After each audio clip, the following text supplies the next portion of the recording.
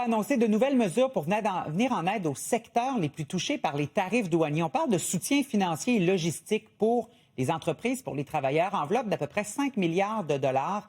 On veut vraiment aller viser des secteurs touchés par les droits de douane, acier, l'aluminium. Notamment, c'est des secteurs, là, on sait, qui sont beaucoup visés par nos voisins du Sud. Comment on accueille ces mesures? Avec nous, Mathieu Lavigne, qui est porte-parole de la Fédération des chambres de commerce du Québec. Bonjour, M. Lavigne. Bonjour. Merci beaucoup d'être avec nous. Donc, on a vu M. Carney qui a annoncé ça hier, avec une autre annonce sur les véhicules électriques. C'est peut-être un peu passé sous le tapis, mais c'est quand même des mesures de 5 milliards de dollars. Comment vous accueillez tout ça? Bien, positivement, il y avait effectivement beaucoup de choses dans l'annonce d'hier. Effectivement, les véhicules électriques, le 5 milliards, une annonce pour les travailleurs, mais aussi une politique acheter canadien, qui est probablement pour nous la meilleure nouvelle dans le lot. Mais parlant du 5 milliards, ce qui est intéressant, c'est que ça vient un peu remplacer un fonds qui existait déjà. Rentrons pas dans les détails trop techniques, mais les entreprises nous disaient que c'était vraiment compliqué d'avoir accès à ce fonds qui existait là. Donc là, on nous annonce qu'il y en a un nouveau qui est créé.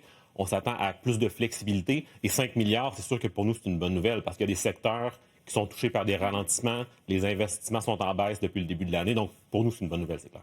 Est-ce que ça va être plus facile pour les PME d'avoir accès à ça? Parce qu'on l'entendait beaucoup. Oui, il y avait des programmes, mais certains entrepreneurs disaient, écoutez, je n'ai pas nécessairement une grosse entreprise, donc je ne me qualifie pas pour certains critères. Exactement. Ce qu'on nous disait, c'est que le programme qui existe actuellement, le FSI qu'on appelle dans le jargon, c'était un cauchemar administratif. C'était vraiment très difficile d'y avoir accès. Et des programmes comme ça, ce qu'on dit tout le temps, c'est que les plus pénalisés, c'est les PME qui n'ont pas les ressources de juristes, de gens spécialisés pour pouvoir avoir accès à ces programmes-là. C'est pour ça que pour nous, la solution, ça aurait plutôt été de juste baisser les taxes et impôts des entreprises plutôt que de créer un nouveau programme. Mais au moins, si on veut simplifier l'aide aux PME, c'est une bonne nouvelle quand même. La politique d'achat canadien obligatoire, ça, je pense que c'était réclamé beaucoup dans le monde des affaires et ça partout au pays. Comment ça devra se traduire? Là, ça a été annoncé, mais comment concrètement, c'est quoi vos attentes, là? Oui.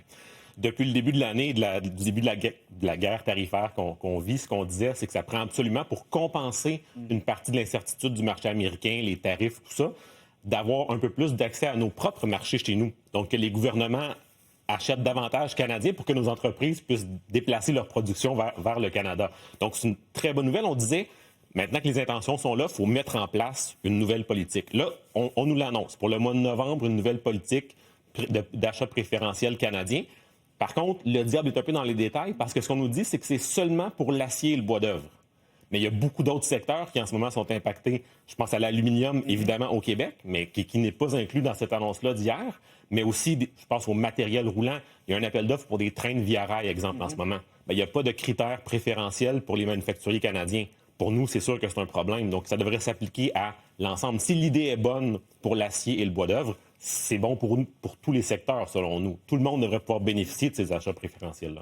Donc, on parle de mesures pour les entreprises, mais il y en a entre autres pour les travailleurs, parce qu'on a vu hier les chiffres du taux de chômage, 7,1 quand même au pays, au Québec, 6 Là, c'est des initiatives de formation et d'aide à l'orientation pour 50 000 travailleurs en recherche d'emploi. Est-ce que c'est une bonne chose? Est-ce que c'était demandé, entre autres, en région pour aider à requalifier, aller chercher de nouvelles compétences aussi pour la main-d'œuvre?